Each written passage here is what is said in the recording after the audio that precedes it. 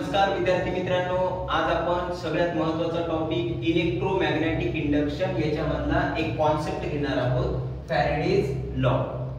Faraday law त्याचा जो experiment आहे, त्याचा एक्सपेरिमेंट काय आहे बघा. समजा तुम्ही असा एक मॅग्नेट घेतला आणि एक कॉईल घेतलेला आहे. एक मॅग्नेट आहे आणि एक काय आहे, कॉईल आहे. आता बघा, मॅग्नेटला जर आपण मोशन दिलं राईट डायरेक्शनला, म्हणजे मॅग्नेटला काय केलं मी, मॅग्नेटला कुठं कॉइलच्या नियर नेला तर काय होते, कॉइल मध्ये करंट प्रोड्यूस होते. म्हणजे कंडिशन बघा, हे मॅग्नेट, हे कॉइल आहे, हे मॅग्नेट आहे. मॅग्नेटला जर नियर नेला तर कॉइल मध्ये काय तयार होते, करंट प्रोड्यूस होते. मॅग्नेटला अवे जरी नेला तर कॉइल मध्ये काय तयार होते, करंट प्रोड्यूस होते. म्हणजे सिंपल बघा, प्रॅक्टिकल काय सांगितलं मी, मॅग्नेटला जर मोशन दिला, मॅग्नेटला जर मोशन दिला, त्याला जवळ न्या किंवा दूर न्या, त्यामुळे काय होते, कॉइल मध्ये करंट प्रोड्यूस होते, करंट प्रोड्यूस होते. मग हे कोण एक्सपेरिमेंट केला, फॅरेडे लॉनं. समजा तुम्ही दुसरा एक्सपेरिमेंट केला, मॅग्नेटला तुम्ही स्टेबल ठेवला आणि कॉइलला जर मोशन दिला तरीही त्याच्यामध्ये करंट प्रोड्यूस होते. म्हणजे एकतर कॉइलला स्टेबल ठेवा, मॅग्नेटला मोशन द्या, किंवा मॅग्नेटला स्टेबल ठेवा, कॉइलला मोशन द्या, त्याच्यामध्ये काय प्रोड्यूस होते, करंट प्रोड्यूस होते. त्याचं मेन रिझन असं आहे की मॅग्नेटिक फ्लक्स चेंज होतात. आता खूप मुलांना मॅग्नेटिक फ्लक्स काय आहे हा कॉन्सेप्ट माहित नाही.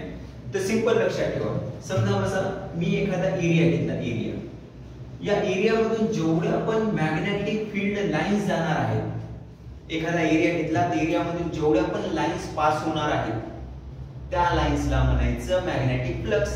5 लाईन गेल्या 5, 50 लाईन गेल्या तर 50. मॅग्नेटिक फ्लक्स म्हणजे काय, magnetic field lines passing through given area.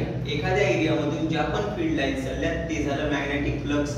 Magnetic flux आपण फायनली नोट करता, त्याचा फॉर्म्युला आहे BA cos थीटा, बा cos थीटा, बा cos थीटा, बा cos थीटा. B म्हणजे काय, मॅग्नेटिक फील्ड, A म्हणजे काय, एरिया, cos थीटा दोघांमधील अँगल. म्हणजे फील्डची व्हॅल्यू जर वाढली, मॅग्नेटिक फ्लक्स वाढणार.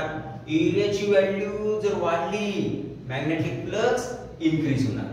हे झालं मॅग्नेटिक फ्लक्स फाय.